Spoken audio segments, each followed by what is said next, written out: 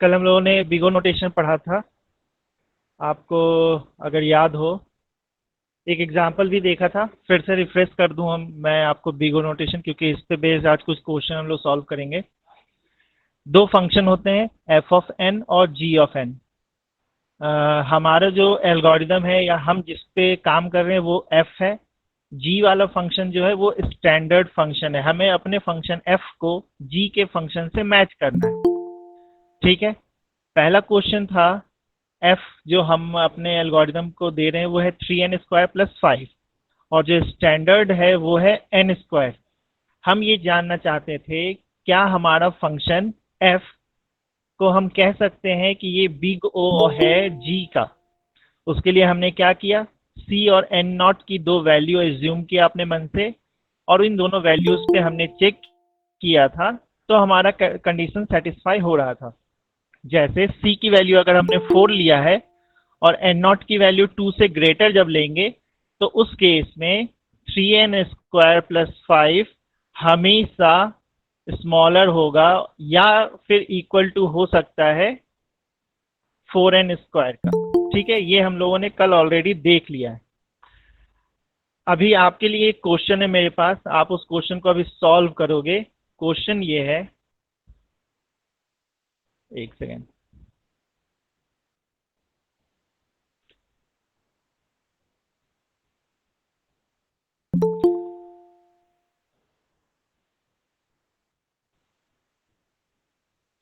Question है, हमें ये शो करना है क्या 4n² बिग ओ होगा n³ का, ये हमें शो करना है।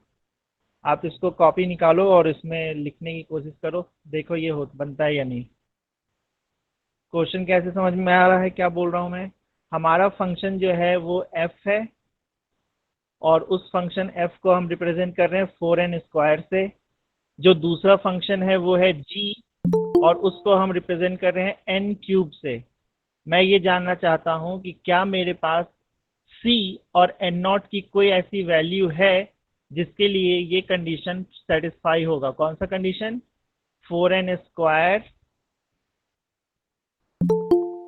हमेशा लेस देन या इक्वल टू हो।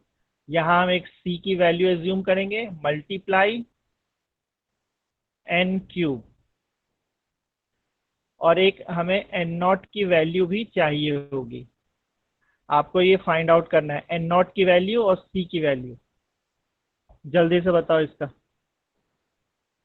क्वेश्चन समझ में आया। हमें प्रूफ करना है कि हमारा फंक्शन 4n² बिगो में होगा n³ के, और ये प्रूफ करने के लिए सर हमें सेटिस्फाई चाहिए कर रहा है। एक c और एक n0। c की वैल्यू आप ज्यूम करो, उसके बेसिस पे n0 की वैल्यू फाइंड आउट करो। जल्दी, टाइम नहीं। और अगले दिन से कॉपी वगैरह लेके बैठना है ना, यहाँ राम कथा नहीं चलती है, आप लोगों को पढ़ाई करना होगा।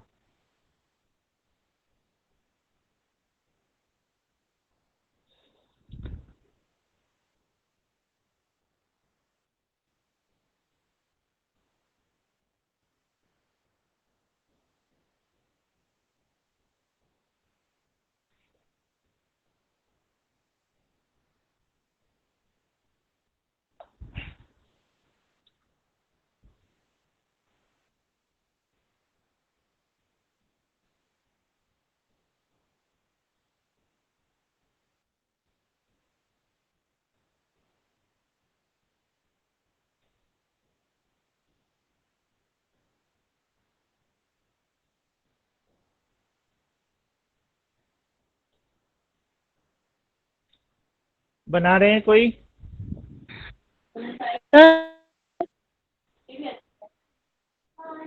चलो कोई बात नहीं, नहीं बना रहे हो तो अभी देख लो, एक दो क्वेश्चन मैं बता देता हूँ। सर अपन सी को ये, अगर 4 एज्यूम हाँ, सी को अगर 4 एज्यूम करते हैं फिर, और एन नॉट को 2 एज्यूम करते हैं, तो सर ये कंडीशन तो सेटिस्फाइड करेगी। ठीक है, सही है फिर आपका। एन नॉट की वैल्यू 2 से स्मॉलर पे नहीं चलेगा क्या, एन नॉट की वैल्यू अगर 1 हो तो। सर चल जाएगी, सर चल जाएगी, क्योंकि सर अपने राइट हैंड साइड n³ है। हाँ, अगर अपन बस 1 रखेंगे तो सर सेटिस्फाइड नहीं होगा, क्योंकि अगर अपन 1 का स्क्वायर रख देंगे तो 4 ग्रेटर हो जाएगा वहाँ पे लेफ्ट हैंड साइड। ठीक है, यानी एन नॉट की वैल्यू 1 से ग्रेटर होगी तो ये कंडीशन सेटिस्फाई हो जाता है ना। सर। चलो ठीक है, जिनको नहीं आया समझ में वो ये देखें, उसका आंसर यहाँ है। हमारे पास क्वेश्चन था, हमें प्रूफ करना है कि 4n² जो है वो बिग ओ है n³ का। ठीक है, उसके लिए हमारे पास कल जो हमने पढ़ा था वो इस तरह का कुछ था, फंक्शन दिया हुआ।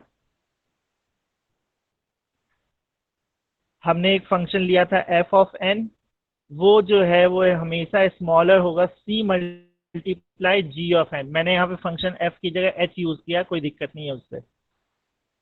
ठीक है, अब हमें क्या करना है, इस f और इस g की जगह अपने वैल्यूज को पुट करना है। तो ये वाला स्टेटमेंट चेंज होकर के क्या बन जाएगा, ये h की जगह क्या आएगा 4n², c तो एज इट इज रहेगा और g की जगह क्या आएगा n³। ठीक है, यहां तक कोई दिक्कत नहीं होगी मेरे ख्याल से। उसके बाद हमने क्या करा, दोनों साइड पे n³ से डिवाइड कर दिया। n³ से डिवाइड करने के बाद हमें ये स्टेटमेंट मिलेगा। आप लेस देन 0 वाले पे फोकस मत करो, आप इधर वाले पे ध्यान दो। हमें ये स्टेटमेंट मिलेगा 4n² divided by n³ is smaller than और equal to c multiply n³ by n³। इसको सॉल्व करेंगे तो ये n³ बाई n³ कैंसिल हो जाएगा, इधर बचेगा सिर्फ c और हमें मिला 4 डिवाइडेड बाई n। अब यहां से अगर हमें c की वैल्यू निकालनी है तो c की वैल्यू निकालने के लिए हम क्या देख सकते हैं, 4/n जो है वो मैक्सिमम कब होगा, जब n की वैल्यू 1 होगी। और जब हम n की वैल्यू 1 पुट करेंगे तो उस केस में c हमें क्या मिल सकता है 4। मैंने ये स्टेटमेंट क्यों बोला कि 4/n मैक्सिमम क्यों होगा, क्योंकि यहाँ कंडीशन देखो, हम क्या कह रहे हैं, हम कह रहे हैं कि c की वैल्यू हमेशा ग्रेटर होगी या मैक्सिमम इक्वल टू हो सकती है किसके, 4 डिवाइडेड बाई n के। अब अगर आप n की वैल्यू 1 लेते हो उस केस में c की वैल्यू हो जाएगी 4। अगर आपने n की वैल्यू 2 लिया, n की वैल्यू अगर आप 2 लेते हो उस केस में c की वैल्यू क्या हो जाएगी 4 डिवाइडेड बाई 2 यानी कि 2।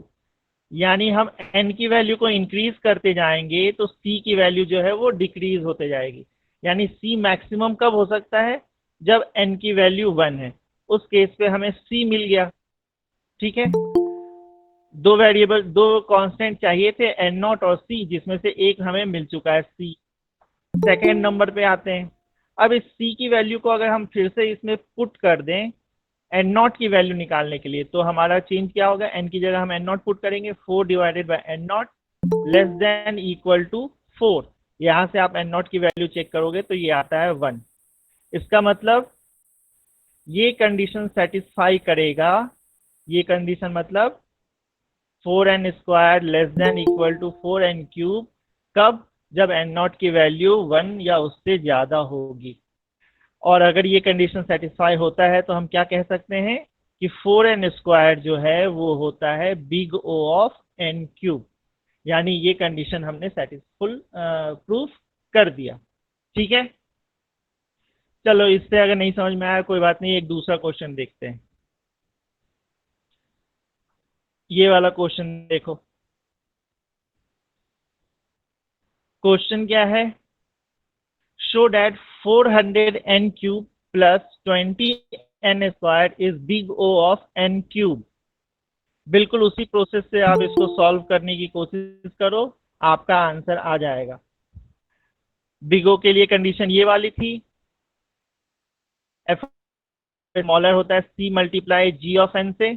इसमें ये हमारा f ऑफ n है, ये हमारा g ऑफ n है, हम इन दोनों वैल्यू को पुट करेंगे, हमें मिलेगा ये वाला statement 400n³ plus 20n² less than equal to c multiply n³। ये c कहाँ से आया, वो फॉर्मूला में ही c था, हमने n³ से दोनों साइड डिवाइड कर दिया तो लास्टली हमें ये स्टेटमेंट मिलेगा। क्या मिलेगा, 400 plus 20 divided by n less than equal to c।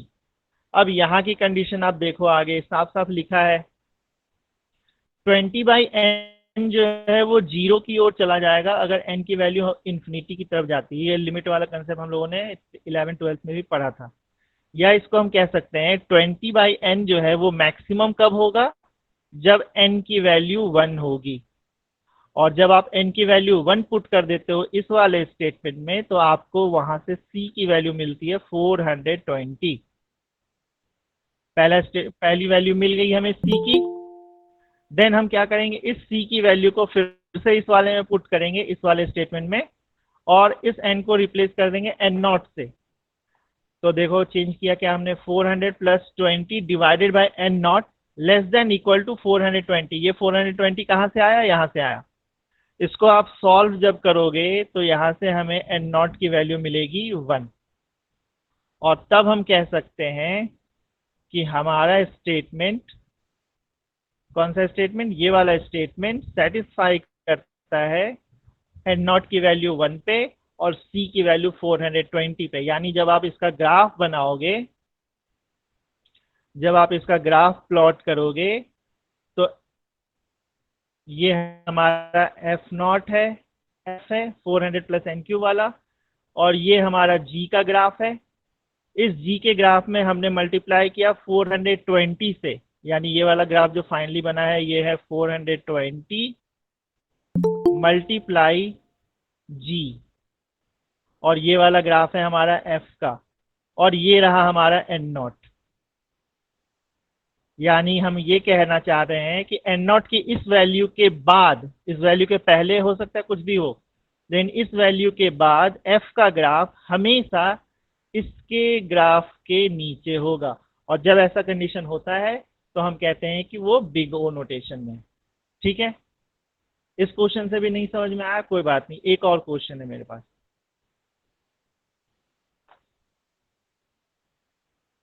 फिर से क्वेश्चन है, हमें शो करना है कि n जो है वो बिग O होता है n log n का।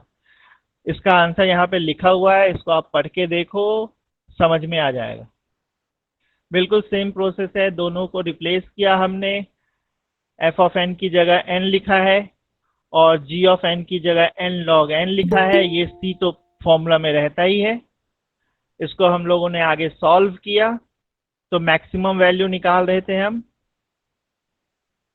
यहाँ पे 1 divided by log N. Maximum कब होगा, जब n की वैल्यू 2 होगी, और जब n की वैल्यू 2 आप पुट करते हो तो c की वैल्यू आपको 1 मिलती है। c की वैल्यू आपको 1 मिल चुकी, उसके बाद आप n नॉट की वैल्यू निकालोगे तो n नॉट की वैल्यू आपको, सॉरी, n नॉट की वैल्यू आपको क्या मिलेगी, 2। n नॉट की वैल्यू आपको यहाँ से मिली 2, यानी ये कंडीशन सेटिस्फाई करेगा कब, जब n नॉट इक्वल टू होगा 2 के और c इक्वल टू होगा 1 के। इस कंडीशन के बाद हम कह सकते हैं कि ये बिग ओ नोटेशन में लिखा हुआ है। आया समझ में, नहीं आया कोई बात नहीं, एक क्वेश्चन और देखते हैं। ये वाला क्वेश्चन लास्ट क्वेश्चन है, ये थोड़ा सा चेंज किया हुआ है, यहाँ ध्यान देना, हमें नॉट इक्वल टू प्रूफ करना है।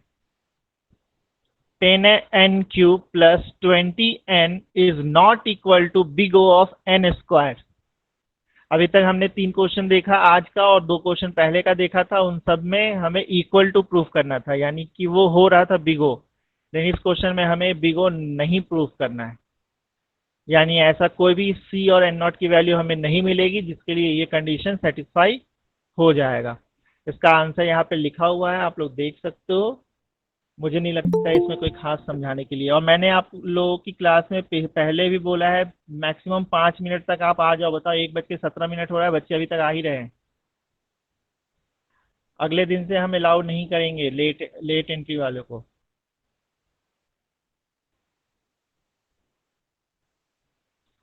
ठीक है, ये हो गया हमारा 2-4 न्यूमेरिकल हमने देख लिया। इसकी वीडियो मैं दे ही देता हूँ आप लोगों को, किसी को नोट करना हो तो ये नोट कर लेना, मैं बाद में आपको ये सॉफ्ट कॉपी भी सेंड कर दूंगा। तो अभी तक हमने जो देखा उसके अकॉर्डिंग अगर हम समराइज करें, समराइज करने से पहले एक टर्म और देख लेते हैं पहले, ये वाला। ये 3 टर्म आपको फ्रीक्वेंटली दिखेंगे, कौन कौन सा, वर्स्ट केस, एवरेज केस और बेस्ट केस। इन तीनों की डेफिनेशन यहाँ पे लिखी हुई है। हम नीचे से स्टार्ट करते हैं, बेस्ट केस से स्टार्ट करते हैं। अब जैसे मान लो एक एग्जांपल से समझाता हूँ, उसकी थ्योरी आपके स्क्रीन पे दिख रही है, आप पढ़ना चाहो तो पढ़ भी सकते हो। इसका एग्जांपल से समझाऊं, मान लो आपको 10 नंबर दिए हुए हैं जो आपने एरेज में स्टोर कर रखा था। एक 10 एलिमेंट का एरे बनाया, उसमें आपने उन सभी नंबर्स को स्टोर कर दिया, और हमें टास्क मिला है कि उस एरे को आपको असेंडिंग ऑर्डर में सॉर्ट करना है। सॉर्ट करना मतलब असेंडिंग ऑर्डर में हमें लिखना है, ठीक है। तो उसके लिए बेस्ट केस क्या होगा? जो नंबर हमने इंसर्ट किया है उस एरे में, सबसे अच्छा तरीका तो यही होगा, या सबसे अच्छा केस तो हमारे लिए वही होगा कि जो नंबर यूजर ने उसमें इनपुट किया है वो ऑलरेडी सॉर्टेड ही है, तो हमें मेहनत करने की जरूरत ही नहीं है। समझ में आ रहा है? जैसे एक एरे हमने बनाया, उस एरे में हमें इनपुट देना है, 3 एलिमेंट का ही बना लेते हैं। इस एरे में हमें इनपुट देना है, तो सबसे बेस्ट इनपुट क्या होगा? सॉर्ट करना है हमें, ठीक है। सबसे आसान तरीका क्या होगा? सबसे बेस्ट केस क्या होगा कि ये ऑलरेडी सॉर्टेड होगा। हमने पहला नंबर लिखा, दूसरा नंबर लिखा, तीसरा नंबर लिखा और चौथा नंबर लिखा। ये हमारे लिए सबसे आसान तरीका है, असेंडिंग ऑर्डर में अरेंज करना था। तो इस तरह का अगर इनपुट यूजर देता है आपको, तो ये हमारे लिए कहलाता है कि मेरे प्रोग्राम के लिए ये एक बेस्ट केस है। समझ में आ रहा है? फिर से बता रहा हूँ, हमें सॉर्ट करना था असेंडिंग ऑर्डर में। असेंडिंग ऑर्डर का मतलब स्मॉलर से लार्जर की तरफ। अब यूजर से हम इनपुट लेना चाहते हैं। यूजर ने जो इनपुट दिया, अगर वो ऑलरेडी सॉर्टेड ही है तो वो हमारे लिए बेस्ट केस होगा, क्योंकि हमारे प्रोग्राम को ज्यादा मेहनत करनी ही नहीं पड़ेगी, क्योंकि नंबर पहले से ही सॉर्टेड है, ठीक है। इसी का अपोजिट अगर देखा जाए तो वो वर्स्ट केस कहलाता है। वर्स्ट केस क्या होगा? हमें अरेंज करना था असेंडिंग ऑर्डर में, लेकिन यूजर ने जो नंबर दिया वो डिसेंडिंग ऑर्डर में दिया, यानी यहाँ पे 4 है, फिर 3 है, फिर 2 है, फिर 1 है। तो बेस्ट केस ये वाला है, और ये वाला है हमारे लिए वर्स्ट केस। इन दोनों केसेस के बीच में जो सारे इनपुट्स होंगे वो कहलाएंगे हमारे एवरेज केस।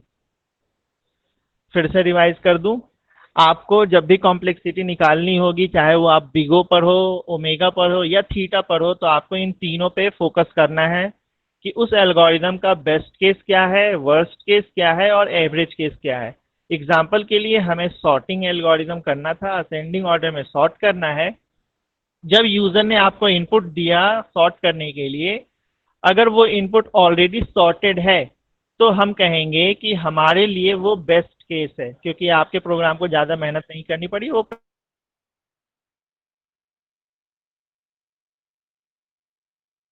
अपोजिट डायरेक्शन में, रिवर्स ऑर्डर में दिया है, तो आपके लिए वो कहलाएगा वर्स्ट केस, क्योंकि हमें करना था असेंडिंग ऑर्डर में, यूजर ने दे दिया डिसेंडिंग ऑर्डर में। तो ये है हमारे लिए वर्स्ट केस, और ये है हमारे लिए बेस्ट केस। इन दोनों के बीच में यूजर कोई सा भी इनपुट दे दे, जैसे मान लो यूजर ने इनपुट दे दिया 3, 4, 1, 2, तो ये कहलाएगा हमारे लिए एवरेज केस। 3, 4, 1, 2 इस तरह का कोई सा भी इनपुट यूजर अगर देता है तो वो हमारे एल्गोरिथम के लिए एवरेज केस कहलाएगा। तो हम जब भी बिगो पढ़ेंगे या ओमेगा पढ़ेंगे या फिर थीटा नोटेशन पढ़ेंगे, तो हमें इन तीनों पे फोकस करना है कि हमारे लिए बेस्ट केस क्या है, हमारे लिए वर्स्ट केस क्या है और हमारे लिए एवरेज केस क्या है। और अगर आपको प्रायोरिटी डिसाइड करनी हो कि इन तीनों में सबसे ज्यादा फोकस किस पे करना है, तो इन तीनों में सबसे ज्यादा फोकस हमें करना है वर्स्ट केस पे, ठीक है। तो अगर मैं समराइज करूं कि बिग ओम नोटेशन में हमने अभी तक क्या पढ़ा, तो आप यहाँ पे देख सकते हो उसकी समरी क्या है।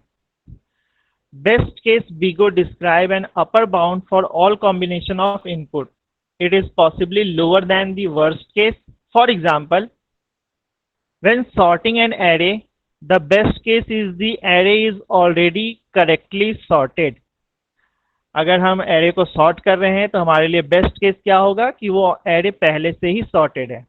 सिमिलरली वर्स्ट केस बिगो अगर हम निकालें, उस केस में क्या होगा? When array is sorted in reverse order, ठीक है। बिगो के लिए बेस्ट केस क्या है? जब ऑलरेडी वो सॉर्टेड है। बिगो के लिए वर्स्ट केस क्या है? जब वो सॉर्टेड तो है लेकिन रिवर्स ऑर्डर में। आया समझ में? और अगर आपने कहीं पे देखो, यहाँ पे हमने लिखा है बेस्ट केस बिगो, वर्स्ट केस बिगो। अगर आपने इन दोनों वर्ड को यूज नहीं किया और सिंपली लिख दिया बिग ओ, तो उसका मतलब होता है वो आप वर्स्ट केस की बात कर रहे हो। आप बेस्ट केस बिग ओ लिख सकते हो। बेस्ट केस बिग ओ का मतलब ऑलरेडी सॉर्टेड है, एग्जांपल बता रहा हूँ, ऑलरेडी सॉर्टेड है। आप अगर लिखते हो वर्स्ट केस बिग ओ, तो सॉर्टेड तो है लेकिन रिवर्स ऑर्डर में, और आपने इन दोनों वर्ड बेस्ट केस और वर्स्ट केस को यूज नहीं किया, सिंपली बिग ओ लिख दिया है, तो उसका मतलब होता है कि आप वर्स्ट केस की बात कर रहे हो। यहाँ पे आपका खत्म हो गया बिगो नोटेशन मेरी तरफ से। दो चार एग्जाम्पल हमने कर दिए हैं, आप इसको देख सकते हो। किसी को कोई डाउट है तो आप बता सकते हो। अभी तक जो भी कुछ पढ़ा हमने उस पे अगर लिमिटेशंस की बात करें तो वो लिमिटेशंस आपके यहाँ पे लिखे हुए हैं, आप पढ़ो इसको। Many algorithms are simply too hard to analyze mathematically. अभी हमने जो भी कुछ किया है वो सब के सब मैथमेटिक्स के फॉर्मूले के बेसिस पे किया है, लेकिन कई सारे ऐसे एल्गोरिदम भी होते हैं जो मैथमेटिकली सॉल्व करना बहुत टफ पड़ता है, आगे देखेंगे हम लोग। बिहेवियर ऑफ एल्गोरिदम पे ज्यादा फोकस नहीं किया, ठीक है। यहाँ देखो थर्ड पॉइंट क्या लिखा है, big O analysis only tells us how the algorithm grows with the size of problem, not how it efficient it is। हमारा एल्गोरिदम कितना इफिशियंट है उस पे ये फोकस नहीं करता, बल्कि वो इस पे फोकस करता है कि हमारे एल्गोरिदम की इनपुट साइज जैसे जैसे बढ़ते जाएगी वैसे वैसे हमारी कॉम्प्लेक्सिटी भी बढ़ते जाएगी। और एक जो सबसे इम्पोर्टेंट है जो हम लोग आगे यूज भी करेंगे वो लास्ट वाले पॉइंट में लिखा हुआ है, अभी हम लोग थोड़ी देर में देखेंगे। मान लो आपने एक एल्गोरिदम निकाला, उसका बिग ओ नोटेशन है big O of N square. एक दूसरा एल्गोरिदम है जिसका बिग ओ नोटेशन से आपने निकाला था वो था big O of 1 lakh N square, जो भी लिखा है। बिग ओ नोटेशन क्या कहता है कि वो ये दोनों सेम ही हैं, वो कांस्टेंट वैल्यू जो इसके आगे यहाँ पे लिखा हुआ है उसको इग्नोर कर देता है। यानी कि अगर हमारे पास दो एल्गोरिदम है जिसमें एक का एन स्क्वायर आ रहा है दूसरे का 100 एन स्क्वायर आ रहा है, तो बिगो नोटेशन के हिसाब से वो दोनों एल्गोरिदम सेम ही है, क्योंकि वो 100 को इग्नोर कर देगा। ये सारी चीजें अभी भले ही ना समझ में आ रही हो, थोड़ा वेट करो, जब एल्गोरिदम पे एक्चुअल में आएंगे हम लोग तो और अच्छे से समझ में आने लगेगा। बिगो नोटेशन में किसी को कोई डाउट है क्या अभी तक?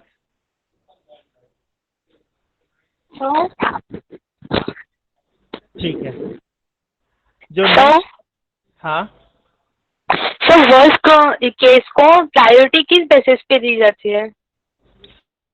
दो वर्स्ट केस क्या होता है, आपने एल्गोरिदम को सॉर्ट करने का प्रोग्राम बनाया है, ठीक है।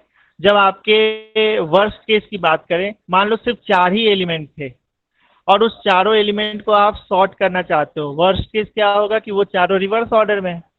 क्योंकि अभी हमारे पास नंबर ऑफ एलिमेंट सिर्फ 4 ही हैं, तो हम उसको कर सकते हैं आसानी से सॉर्ट, कोई प्रॉब्लम ज़्यादा नहीं आएगी। इमेजिन करो कि वो इनपुट 100 हो गई, टोटल 100 इनपुट थे, वो सब के सब रिवर्स ऑर्डर में थे, हमें उन सभी को अरेंज करना है। चलो ठीक है, हमारे कंप्यूटर में इतनी ताकत होती है वो इसको भी मैनेज कर लेगा, लेकिन जैसे ही n की साइज और बढ़ते जाएगी, n 1000 हो जाए, n यहाँ पे क्या है, input, total number of elements जो हमें करने हैं इनपुट, वो जैसे जैसे इंक्रीज होता जाएगा वैसे वैसे हमारे प्रोग्राम को ज़्यादा टाइम कंज्यूम होगा उसको सॉल्व करने में। तो वर्स्ट केस जो है वो डिपेंड करता है इनपुट पे, हमने इनपुट कितने साइज का दिया है। अगर इनपुट छोटा है तो वर्स्ट केस और बेस्ट केस में कोई खास फर्क नहीं पड़ेगा, लेकिन जैसे ही हमारा इनपुट इंक्रीज करता है, नंबर ऑफ इनपुट्स ज़्यादा हो जाते हैं, एन की साइज ज़्यादा हो जाती है, तो वर्स्ट केस इफेक्ट करता है, ठीक है। नेक्स्ट टॉपिक जो हमें पढ़ना है वो है ओमेगा नोटेशन। आई होप आप लोगों ने घर पे थोड़ा बहुत पढ़ा भी होगा ओमेगा के बारे में। तो हम ओमेगा नोटेशन पे आते हैं। ओमेगा नोटेशन कल जो हमने बिगो पढ़ा था उसमें क्या एक टर्म था, अपर बाउंड। ओमेगा नोटेशन में क्या आएगा, लोअर बाउंड। लोअर बाउंड मतलब हम बेस्ट केस की बात कर रहे हैं। इसकी डेफिनेशन अगर आप देखो तो डेफिनेशन बिल्कुल मिलता जुलता है पहले के जैसा, बस थोड़ा सा चेंज होगा। A function f of n is said to be omega of g of n if f of n is bounded below, इस वर्ड पे ध्यान देना, below by some positive constant multiple of g of n such that f of n is greater than or equal to c multiply g of n। आपको अगर कल वाला याद हो तो वहां पे ये वाला सिंबल लगा था, और आज हम जो पढ़ रहे हैं वहां पे ये वाला सिंबल लगा है।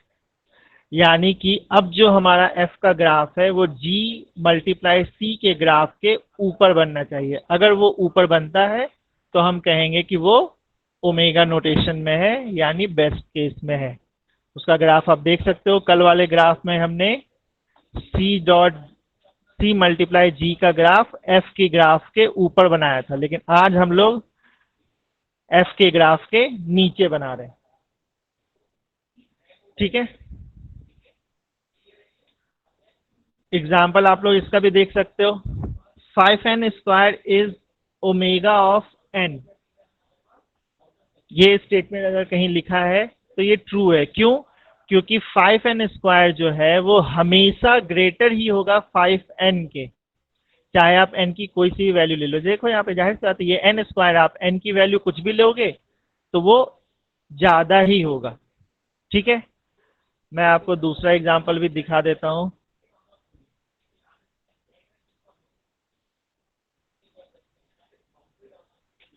क्वेश्चन है हमारे पास,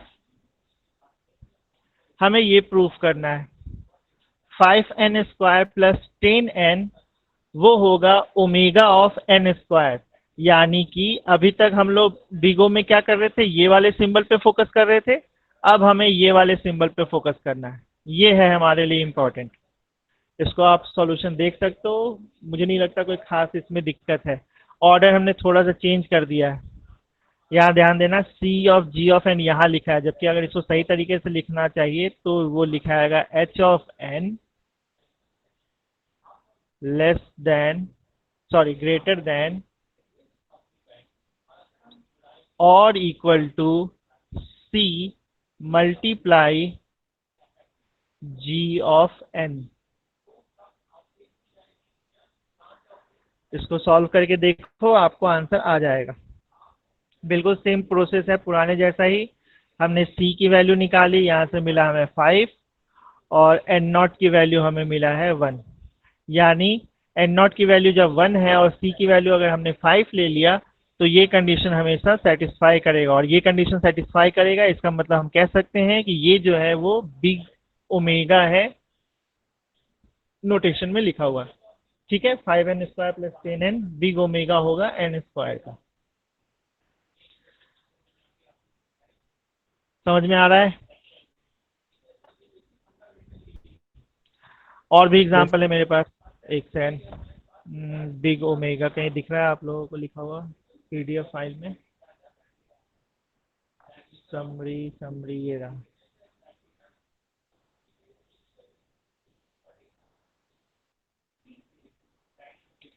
ये वाला एग्जांपल देख लिया हमने अभी। दूसरा एग्जांपल देखते हैं, नॉट पॉसिबल वाला। क्वेश्चन है हमारे पास कि 7n जो है वो बिग ओमेगा नहीं होगा। बिग ओमेगा नहीं होगा मतलब हम ये प्रूफ कर रहे हैं कि f ऑफ n जो है वो ग्रेटर देन और equal to c multiply g के नहीं होना चाहिए। आप देखो इसका सॉल्यूशन,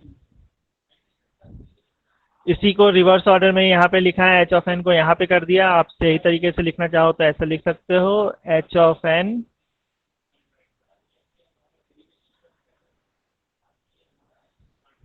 ग्रेटर देन और equal to c multiply g of n। और इसको सॉल्व करोगे तो यहाँ से आपको c और n0 की वैल्यू मिलेगी, लेकिन पर्टिकुलरली इस क्वेश्चन में आपको ऐसी कोई भी वैल्यू नहीं मिलेगी, और इस कारण से हम कहेंगे कि ये बिग ओमेगा नहीं है। ठीक है, आ रहा है समझ में? यानी अगर हमने बिग ओमेगा को समराइज किया तो तो हम क्या कह सकते हैं, जो बिल्कुल वैसे ही पहले जैसा ही लिखा है, best case big omega describe a lower bound for all the combination of input. For example, when sorting an array, the best case is the array is already correctly sorted. ठीक है. वर्स्ट केस ओमेगा क्या होगा, array is sorted in reverse order. और अगर आप simply omega ऐसा लिख देते हो, इसका मतलब कि हम बेस्ट केस की बात कर रहे थे. तो कंफ्यूज मत होना, फिर से बता रहा हूँ. बीगो नोटेशन वर्स्ट केस की बात करता है, जबकि ओमेगा नोटेशन बेस्ट केस की बात करता है. सॉर्टिंग के लिए बेस्ट केस हमेशा वही होगा, चाहे आप ओमेगा पढ़ो चाहे आप बिगो पढ़ो. सॉर्टिंग के लिए बेस्ट केस वही होगा जबकि एलिमेंट ऑलरेडी सॉर्टेड है. सॉर्टिंग के लिए वर्स्ट केस हमेशा वही होगा, क्या कि एरे जो है वो सॉर्टेड तो है लेकिन रिवर्स ऑर्डर में. यानी इसी क्वेश्चन को अगर हम बेस्ट केस की बात करें तो हमें रिप्रेजेंट करना होगा ओमेगा से, लेकिन अगर हमें इसी प्रॉब्लम को वर्स्ट केस की बात करें तो हमें रिप्रेजेंट करना होगा बिग ओ नोटेशन से. आया समझ में. और तीसरा जो कंसेप्ट है हमारे पास थीटा, वो बेस्ट केस और वर्स्ट केस के बीच का कंसेप्ट है. उस पर भी आ जाते हैं. बिग थीटा नोटेशन, इसकी डेफिनेशन आप देखो ध्यान से. एफ ऑफ एन और जी ऑफ एन हमने दो पॉजिटिव फंक्शन लिया है. यहाँ पे थोड़ा सा चेंज हो गया, हमें दो कांस्टेंट लेना है, C1 और C2. क्यों लेना पड़ा इसका, वो उसके रीजन मैं बता रहा हूँ, क्योंकि हमें ये कंडीशन सेटिस्फाई करना है. इस कंडीशन को आप ब्रेक करके देखो दो पार्ट में. अगर सिर्फ और सिर्फ इतने हिस्से को देखते हो तो ये किसके जैसा है. अगर आप सिर्फ इस पोर्शन को देखते हो तो ये है बिग ओ नोटेशन के जैसा. और अगर आप सिर्फ इतने हिस्से को देखते हो तो वो किसके जैसा है, ये है बिग ओमेगा नोटेशन के जैसा. और मैंने अभी अभी कहा कि थीटा नोटेशन क्या होता है, ओमेगा नोटेशन और बिगो नोटेशन के बीच का. यानी कि हमें इसका ग्राफ अगर प्लॉट करने को मिला तो उसका ग्राफ कुछ ऐसा होगा. हमारा फंक्शन बेस्ट केस और वर्स्ट केस के बीच में है. यानी कि हमारा फंक्शन का मिनिमम जो बेस्ट केस में टाइम है वो इसके जैसा है, और वर्स्ट केस में टाइम जो है वो इस वाले फंक्शन के जैसा है. आ रहा है समझ में. देखो बुक से पढ़ाई तो करनी पड़ेगी. आप ऑनलाइन पढ़ाई कर रहे हो, अच्छी बात है, लेकिन जब तक आप बुक से पढ़ाई नहीं करोगे बहुत मुश्किल होगा हमें भी समझाना और आपको समझने में भी. इसका भी एग्जांपल देख लेते हैं.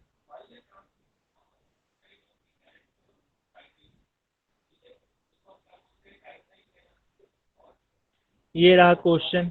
देखो इस क्वेश्चन को पढ़ के समझ में आ रहा है या नहीं. क्वेश्चन है हमारा कि एक फंक्शन दिया है आपको n² divided by 2 minus 2n, और हमें प्रूफ करना है कि ये थीटा नोटेशन होगा n² का. यानी हमें करना क्या है, हमें तीन चीजें फाइंड आउट करनी है. पहला है C1, दूसरा है C2 और तीसरा है n0. हमें ये प्रूफ करना है कि हमारा फंक्शन ये वाला वो ग्रेटर होगा किससे, C1 n0 से, जबकि स्मॉलर होगा किससे, C2 n0 से. ये रही हमारी कंडीशन. हमारा फंक्शन ग्रेटर हो C1 G से और स्मॉलर हो C2 G से. और इस कंडीशन को सेटिस्फाई कराने के लिए हमें C और n0 की वैल्यू निकालनी होगी. तो इस क्वेश्चन को जब सॉल्व किया गया तो C1 की वैल्यू हमें मिली 1/10 और C2 की वैल्यू हमें क्या मिली है, कहीं दिख रहा है C2 की वैल्यू हमें मिल रही है 1/2 और सिमिलरली n0 की वैल्यू हमें मिली 5. यानी कि हम कह सकते हैं कि हमारा प्रोग्राम 1/10 n² से ग्रेटर है, जबकि 1/2 n² से स्मॉलर है जब हमने n0 की वैल्यू 5 ली. यानी इसका ग्राफ अगर बनाओगे तो आपका n² बाई 2 का graph n² divided by 2 minus 2n, इसका ग्राफ जो है वो इस वाले ग्राफ के ऊपर होगा। किसके ग्राफ के ऊपर? C1 यानी 1/10 मल्टीप्लाई n स्क्वायर, और इसका ग्राफ नीचे होगा इस वाले ग्राफ का। और कौन सा ग्राफ है? 1/2 मल्टीप्लाई n स्क्वायर। और एक मिनिमम एन नॉट की वैल्यू हमें फाइंड आउट करनी थी, जिसके बाद से ये कंडीशन ऑलवेज ट्रू होगा, और वो एन नॉट की वैल्यू हमें मिली है 5। यानी आप एन नॉट की वैल्यू 5 के बाद का ग्राफ देखोगे तो ये कंडीशन हमेशा सेटिस्फाई होगा। ये वाला N not N square divided by 2 minus 2n, ये हमेशा ऊपर होगा 1/10 एन स्क्वायर के ग्राफ से, और हमेशा नीचे होगा 1/2 एन स्क्वायर के ग्राफ से।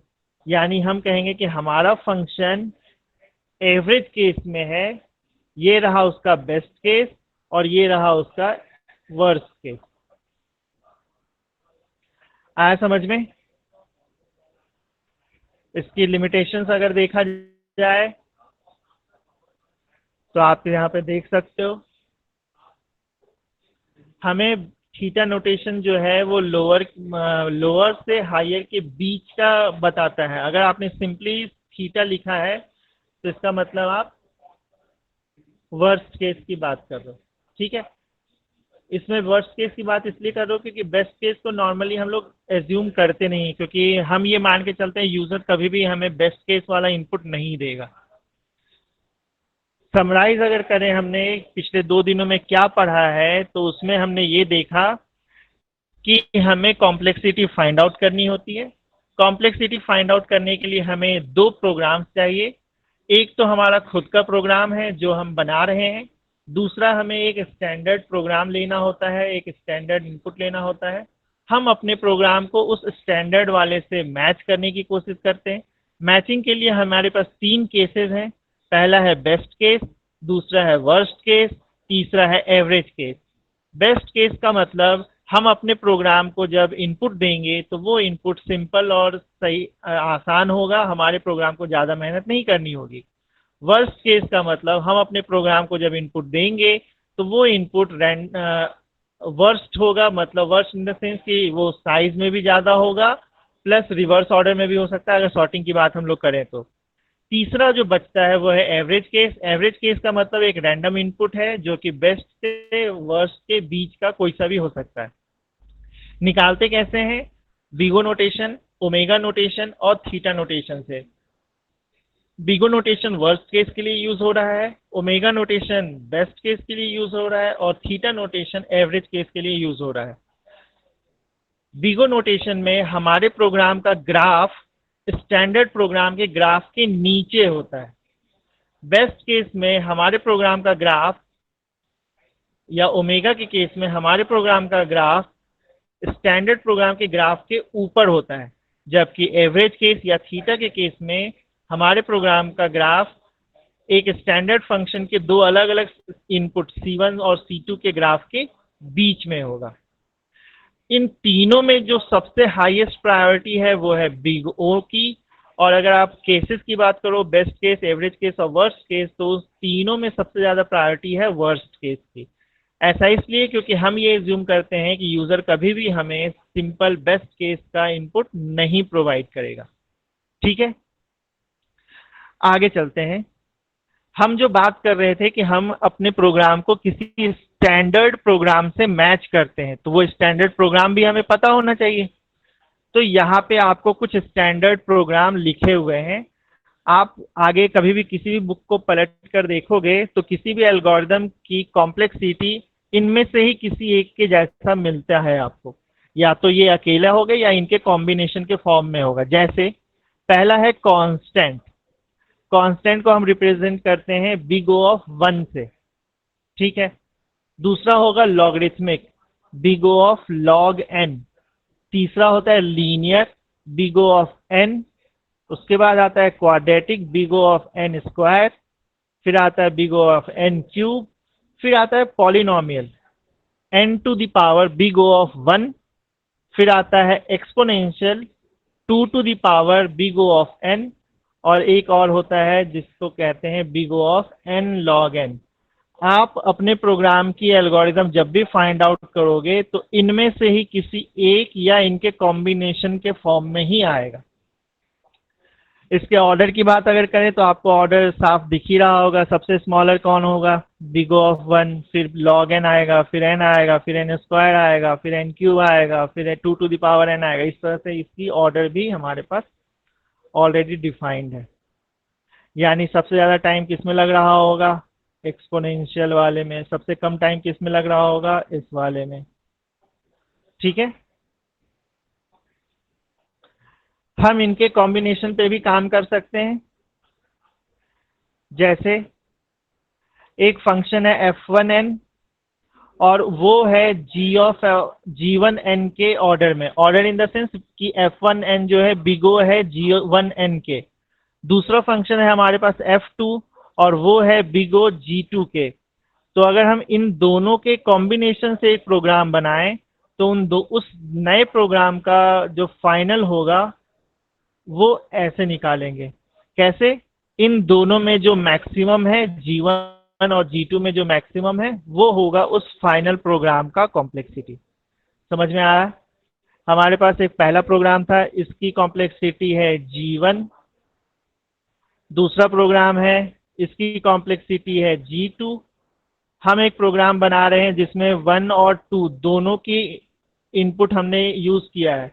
तो इस फाइनल प्रोग्राम का अगर हम कॉम्प्लेक्सिटी निकालेंगे तो g1 और g2 में से जो भी ग्रेटर होगा वो हो जाएगा इसका। यानी हम निकालेंगे मैक्सिमम, और वो मैक्सिमम किसके किसके बीच में है? g1 और g2 के।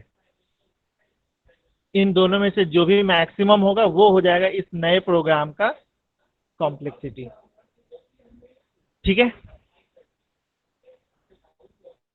अब कुछ क्वेश्चंस हैं, उससे फाइंड आउट करके देखो। अभी तक तो मैथमेटिकल क्वेश्चन सॉल्व कर रहे थे, अब हम लोग कुछ प्रोग्राम वाले क्वेश्चन भी सॉल्व कर रहे हैं। प्रोग्राम वाले क्वेश्चन के लिए याद करो, कल हमने एक फ्रीक्वेंसी काउंट भी पढ़ा था। तो जरा बताओ ये क्या लिखा है, सही लिखा है, क्या लिखा है? पूरा प्रोग्राम नहीं है, प्रोग्राम का एक ब्लॉक है, आपको इससे बेसिस पे बताना है। हमने एक वेरिएबल लिया है आई, उसको इनिशियलाइज किया है 1 से। एक वाइल लूप लगाया है, वाइल लूप के अंदर कंडीशन है I less than equal to N, और वाइल की बॉडी के अंदर दो स्टेटमेंट है एक्स प्लस प्लस और आई प्लस प्लस। आप ये मत पूछना एक्स कहाँ से आया, हो सकता है एक्स ऊपर कहीं प्रोग्राम में लिखा हुआ हो। ठीक है, तो इसकी कॉम्प्लेक्सिटी अगर आप फाइंड आउट करोगे तो वो निकल के आएगा बिग O ऑफ n। कैसे? हम थोड़ा पीछे चलते हैं कल वाली क्लास में।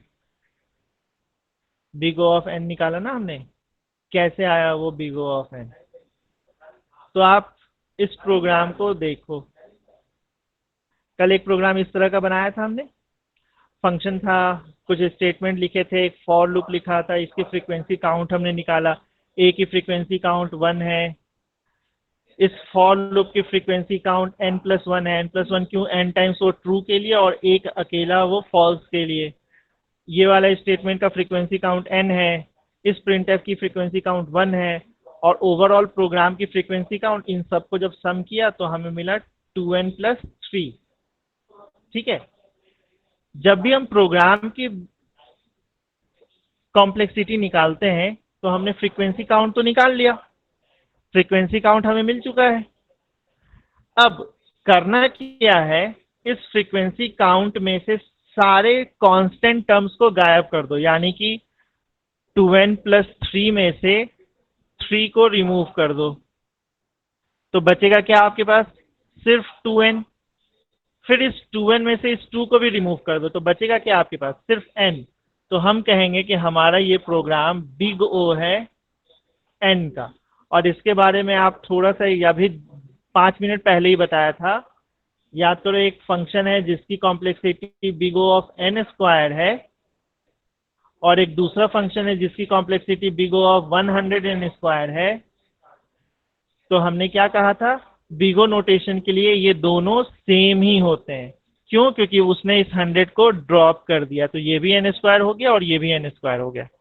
ठीक है, वही कंसेप्ट यूज किया है हमने इस वाले प्रोग्राम में, और उसी से ये निकला है हमारा बिग O ऑफ n। ठीक है, कैसे? ये while लूप कितनी बार चलेगा? while लूप चलेगा n टाइम्स ट्रू होने के लिए, और एक और टाइम्स चलेगा जब ये फॉल्स होगा। तो हमें मिला क्या? n+1। ये वाला स्टेटमेंट कितनी बार चलेगा? n टाइम्स, क्योंकि जब जितनी बार वो ट्रू है उतनी बार ये स्टेटमेंट चलेगा। ये वाला स्टेटमेंट कितनी बार चलेगा? i वाला, वो भी n टाइम्स।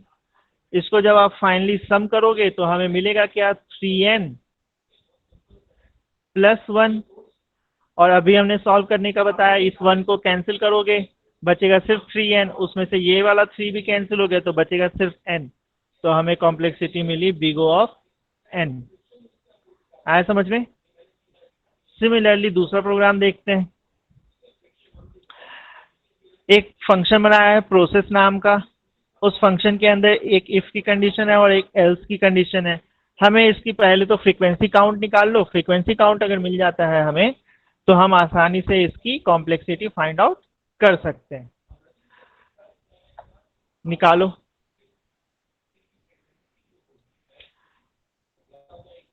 देखो, इस फंक्शन के अंदर जब आप जाओगे तो या तो ये इफ कंडीशन चलेगा या तो ये एल्स की कंडीशन चलेगा, इतना तो कंफर्म है हमें। अब देखते हैं कि ये इफ की कंडीशन कितनी बार चलेगी। इफ की कंडीशन कब चलेगी, ट्रू कब होगी? जब n नॉट की या नंबर जो है वो लेस देन है 0 से। तो हमें ये रिटर्न करेंगे, और रिटर्न स्टेटमेंट लिखा है यानी कि प्रोग्राम ये क्लोज हो जाएगा, यानी ये वाला स्टेटमेंट सिर्फ एक ही बार चलने वाला है, क्योंकि ये एक वैल्यू रिटर्न कर रहा है। एल्स पार्ट में अगर आप ध्यान से देखोगे तो हमने यहाँ पे रिकर्जन यूज किया। फंक्शन का नाम है प्रोसेस और हम यहाँ पे यूज कर रहे हैं फिर से प्रोसेस, और जो उसमें इनपुट दे रहे हैं वो क्या दे रहे हैं? जो ओरिजिनल नंबर था उससे 1 माइनस करके। यानी ये वाला स्टेटमेंट कितनी बार चलने वाला है ये बताओ। मान लो हमने n नंबर की वैल्यू दी है 5, तो हम ये प्रोग्राम कितनी बार चलाएंगे? n की वैल्यू है 5, n या नंबर जो भी बोलो। ये कंडीशन तो फॉल्स हो गया, एल्स रिटर्न होगा। एल्स में यहाँ पे हम करेंगे 5 प्लस प्रोसेस 4, यानी प्रोसेस 4 के लिए हमें ये चलाना पड़ेगा। प्रोसेस 4 के लिए क्या होगा? ये प्रोग्राम फिर से चलेगा, इफ की कंडीशन फिर से फॉल्स होगी, और इसके लिए हमें निकालना होगा 4 प्लस प्रोसेस 3। ये आगे फिर चलेगा। प्रोसेस 3 के लिए आंसर होगा 3 प्लस प्रोसेस 2। फिर ये प्रोग्राम आगे चलेगा 2 प्लस प्रोसेस 1 के लिए। एक बार और चलेगा ये 1 प्लस प्रोसेस 0 के लिए। जब ये प्रोसेस 0 के लिए चलेगा तो ये वाला कंडीशन ट्रू हो जाएगा और ये यहां से रिटर्न हो जाएगा 0। कितनी बार चला टोटल ये स्टेटमेंट? 1 2 3 4 5, और ये 5 क्या था? n के बराबर, यानी हम कह सकते हैं कि ये स्टेटमेंट n टाइम्स चलने वाला है। ये स्टेटमेंट 1 टाइम्स चलने वाला था। टोटल फ्रीक्वेंसी काउंट क्या होगी? 1 प्लस n। और यहाँ से अगर आप ओमेगा नोटेशन में देखोगे तो इस 1 को कैंसिल करोगे, बचेगा क्या? सिर्फ n। तो हमारा आंसर क्या आया? Big O of n। आ रहा है समझ में? देखो, हो सकता है थोड़ा जल्दी जल्दी बोल रहा होगा, लेकिन ये सब आप लोग पहले से भी जानते हो, ये कि रिकर्जन कैसे काम करता है, कितनी बार वो चलने वाला है। ठीक है, एक क्वेश्चन और ये आप लोगों के लिए, ये आप बताओ कि ये सही लिखा है या गलत।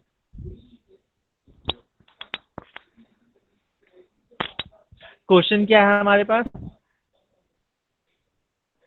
m की वैल्यू हमने लिया है n डिवाइडेड बाई 2। ये एक स्टेटमेंट है, कितनी बार चलेगा? सिर्फ एक बार। फिर से फॉर लूप आ गया। फॉर लूप कितनी बार चलेगा? ट्रू टाइम्स प्लस एक और जब वो फॉल्स होगा। अब हमें ये देखना है कि ये ट्रू कितनी बार होगा। तो अगर आप इसको ध्यान से समझो तो ये ट्रू जो है वो n/2 टाइम्स होने वाला है। आप चेक करके देख सकते हो। m की वैल्यू यहाँ पे पुट करोगे आप। m की वैल्यू क्या होगी? n डिवाइडेड बाई 2, यानी n की इनपुट हम जितनी बार कर रहे हैं वो हर बार 2 से डिवाइड हो जा रहा है। यानी ये फॉर लूप टोटल चलेगा n/2 टाइम्स ट्रू के लिए और 1 टाइम्स फॉल्स के लिए। और क्योंकि ये ट्रू के लिए n/2 टाइम्स चल रहा है, इसका मतलब ये दोनों स्टेटमेंट भी n/2 और n/2 टाइम्स चलेंगे, क्योंकि वो दोनों तभी चलेंगे जब कंडीशन ट्रू होगी। ओवरऑल देखा जाए तो हमें मिला क्या, यहाँ से 1, यहाँ से n/2 plus 1, n/2, n/2, total sum करो तो क्या मिला, 3n/2 प्लस 2। सारे कांस्टेंट को कैंसिल कर दोगे तो फाइनली हमें मिलेगा क्या, मैं बिग शायद ओ। मैं लिख के बता दूं आपको, ये है 1 इसका, n/2 प्लस 1 फॉर लूप के लिए, ये n लिखता नहीं है अच्छे से, plus n/2 a plus plus के लिए, plus n/2 k plus plus के लिए। इसको सॉल्व जब करोगे तो आपको मिलेगा 3n/2 + 2। 3/2n plus 2। और अभी हमने देखा है कि सॉल्व कैसे करते हैं, इस 2 को कैंसिल कर देते हैं, तो फाइनली मिला हमें 3/2n। और यहाँ से हमें ये भी मालूम है कि हम इसको भी कैंसिल करते हैं, तो यानी फिर से मिला हमें n, यानी इसकी कॉम्प्लेक्सिटी हो जाएगी big O of n। Last year जब मैं इसको पढ़ाया था तो बच्चों ने मुझसे ये कहा कि सर आपने गलत किया है।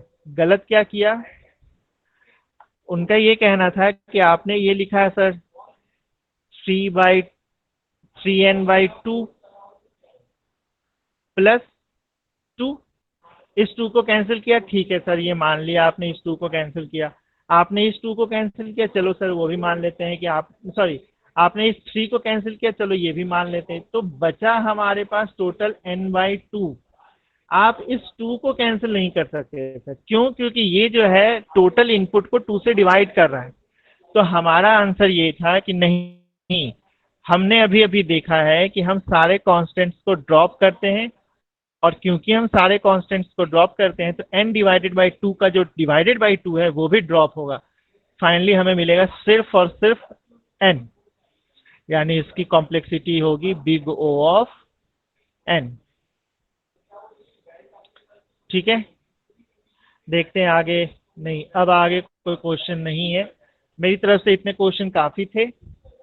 अभी तक में किसी क्वेश्चन में कोई डाउट हो तो पूछ सकते हो।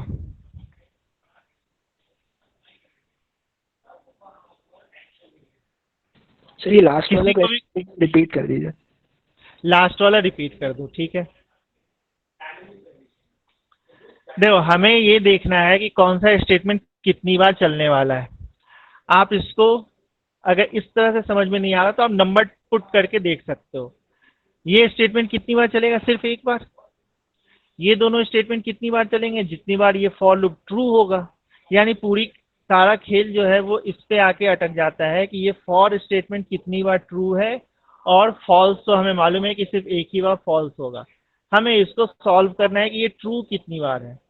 तो जब आप इसमें नंबर पुट करके देखोगे तो हमें निकल के आएगा कि ये n/2 टाइम्स कंडीशन ट्रू होगी। कैसे, चलो इसमें पुट कर लेते हैं। i प्लस m की जगह n/2 डाल दो, ग्रेटर देन n/2। इस n/2 को n/2, सॉरी यहाँ से नहीं, इसमें इनपुट डाल के देखो आप। इस m की जगह, इस n की जगह एक वैल्यू ले लो, उससे इस m को निकालो, उस m को फिर यहाँ पुट करो, और कंडीशन चेक कर करके आप देखो तो ये फाइनली n/2 टाइम्स निकल के आता है। जब ये n/2 टाइम्स निकल के आएगा ट्रू के लिए, तो एक टाइम वो फॉल्स के लिए है। ओवरऑल फ्रीक्वेंसी काउंट हमने इसको सॉल्व किया तो हमें मिला 3/2 n प्लस 2। और अभी अभी अभी हमने देखा था कि हम जितने भी कांस्टेंट होते हैं उन सबको ड्रॉप कर देते, तो ये वाला 2 भी कैंसिल हो जाएगा, ये वाला 2 भी हट जाएगा, ये वाला 2 भी हट जाएगा, यानी फाइनली हमें मिलेगा सिर्फ और सिर्फ n। और तब हम कहेंगे कि ये वाला प्रोग्राम बिग O है n के। अभी तक हमने जितने भी प्रोग्राम देखे सब में बिग O ऑफ n ही आया। इसका मतलब ये बिल्कुल मत समझ लेना कि सारे प्रोग्राम का बिग O ऑफ n ही होता है। क्यों ऐसा मैं कह रहा हूँ, क्योंकि अभी तक हमने देखा यहाँ पे जो फॉर लूप था वो सिर्फ एक ही बार आया है, लेकिन फॉर के अंदर भी फॉर होते हैं, नेस्टेड फॉर जिसको बोलते हैं।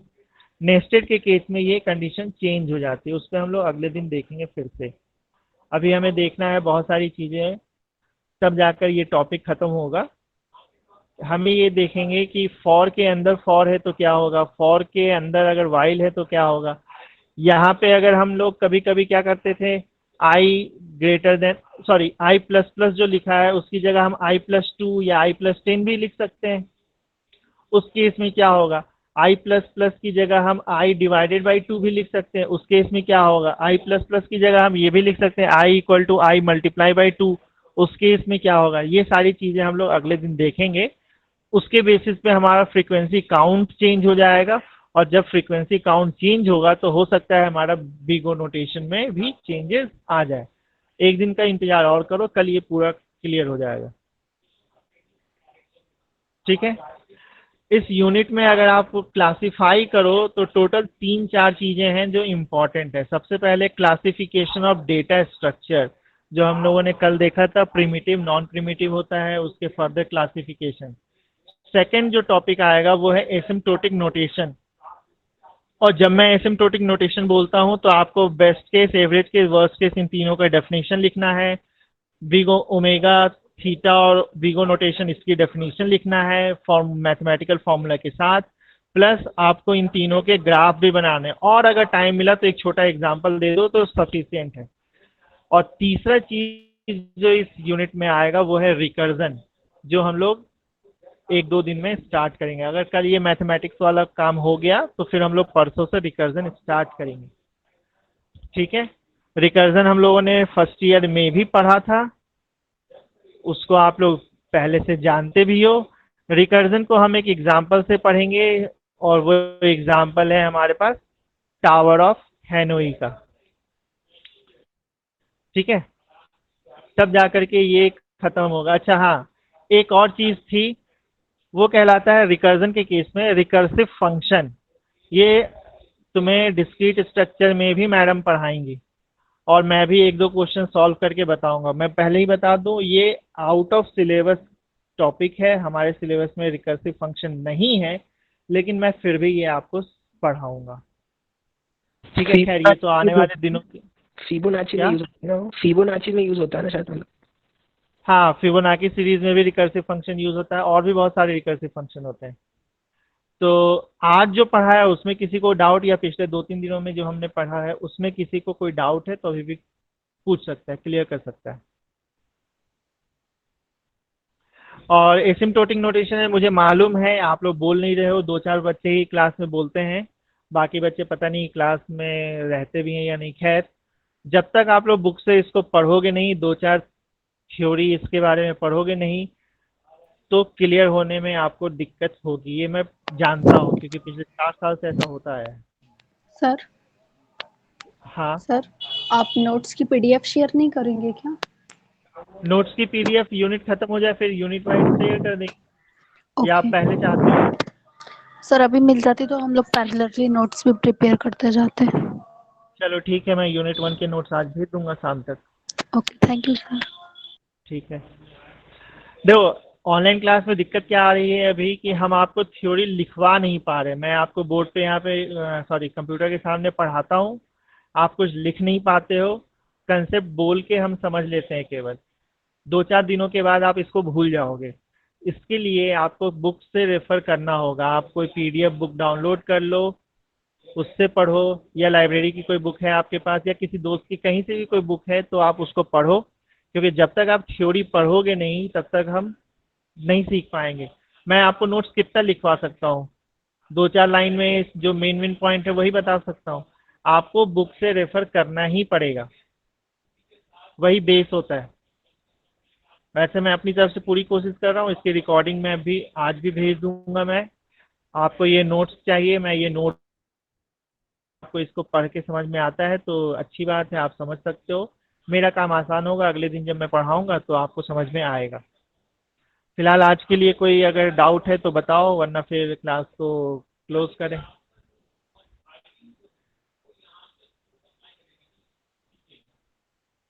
किसी को कोई डाउट है? No sir. No sir. चलिए चलिए ठीक है, आप लोगों से मिलके बहुत अच्छा लगा। आप लोग क्लास लीव कर सकते हैं। अच्छा हाँ, एक सेम काम हियर करो, सर। चैट बॉक्स में अपने अपने रोल नंबर लिख दो।